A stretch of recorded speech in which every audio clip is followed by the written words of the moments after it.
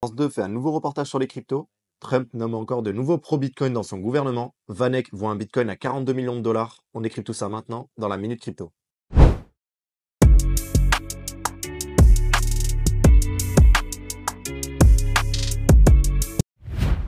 Bienvenue dans ce nouvel épisode de la Minute Crypto, votre rendez-vous journalier pour tout comprendre sur l'univers des cryptos en moins de 15 minutes. Aujourd'hui, on a du très lourd, alors installez-vous bien, c'est parti.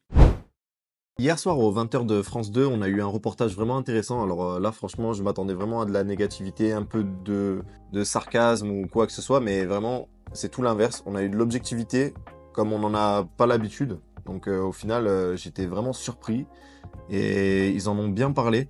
Ils sont allés à la rencontre de quelques personnes qui disaient avoir réalisé des gains, tout ça. Donc vraiment, tout se passe comme prévu. À chaque fois, quand Bitcoin passe un nouveau ATH, un nouveau prix important, tout ça, on a les médias en France qui s'en emparent. Et au final, ça fait de la pub. Ça ramène plus de monde pour vous dire la psychologie humaine, elle est vraiment étrange. Pour exemple, moi au travail, j'avais des gens qui en parlaient avec moi des cryptos en 2023 et de manière très négative, qui disaient carrément jamais j'en achèterai, c'est un truc débile, que tu cherches quelqu'un de plus débile à qui le revendre. Enfin bref, voilà, c'est vraiment des trucs comme ça que j'entendais. Et début d'année 2024, les mêmes personnes qui disaient ça, je vous assure que c'est vrai, hein, ils sont revenus vers moi, me demander en fait comment on en achète. Et ça, c'était parce que le Bitcoin avait franchi un nouvel ATH et que du coup, les médias en avaient parlé. Ce qui fait que ça avait un petit peu titillé leur curiosité. Et eux, ils sont allés après par la suite sur YouTube, tout ça, s'informer un peu. S'ils ont de la chance, ils tombent sur des gens comme Asher, qui vulgarisent très bien le domaine. Et du coup, en général, c'est sur Asher qui tombe parce que c'est le numéro 1 des youtubeurs sur la crypto en France. Donc vraiment, ils ont totalement changé de point de vue. Donc faut vraiment pas sous-estimer la force des médias télévisés. Ça a un réel impact sur l'opinion des gens. Mais c'est vraiment malheureux que ce soit ça qui les fasse s'intéresser au sujet. Mais bon, après voilà, on peut pas faire différemment. C'est comme ça que ça fonctionne pour la majorité des gens. Là, on a Stephen Miran qui vient d'être nommé par Donald Trump à la tête du Conseil des conseillers économiques. Et selon lui, les cryptos seront un élément clé du prochain boom économique. Il a aussi dit un truc intéressant, donc le gouvernement américain aurait déjà une belle réserve de Bitcoin grâce aux saisies faites dans les affaires criminelles. Donc on l'avait dit, hein, c'était 198 000 Bitcoins détenus par les États-Unis. Il y a les échanges crypto dans l'Union Européenne qui doivent retirer l'USDT de Tether d'ici le 30 décembre. Donc si vous avez de l'USDT, passez en USDC plutôt. Ils veulent pas se réglementer à la loi MiCA, donc ils pourront plus être acceptés dans l'espace européen. Maintenant, on va parler de MicroStrategy. Alors là, je vous l'avais dit, hein, ça, dans ma vidéo hier, justement, je disais que normalement, MicroStrategy, la semaine prochaine, donc cette semaine, ils devraient nous annoncer avoir acheté du Bitcoin, comme c'est le cas chaque semaine. Bah, du coup, ça n'a pas loupé.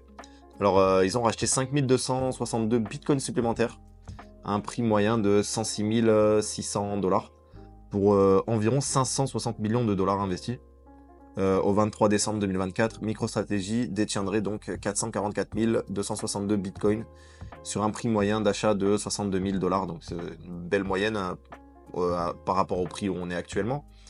Il y a aussi Saylor qui a annoncé détenir encore 7 milliards de dollars de cash, encore pour destiné pour les prochains achats. Donc le mec, il est déterminé, hein. Franchement, on va pas l'arrêter. Au passage, il y a Brian Brooks, c'est un ancien PDG de Binance US qui devient membre du conseil d'administration de MicroStrategy. Pour toujours rester sur les sociétés qui se constituent une réserve en Bitcoin, on a aussi eu Metaplanet qui a acheté 619 Bitcoins pour 6,17 millions de dollars.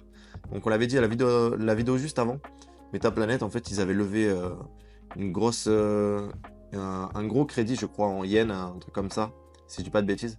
Et là, ça y est, quoi, ils ont acheté le lendemain.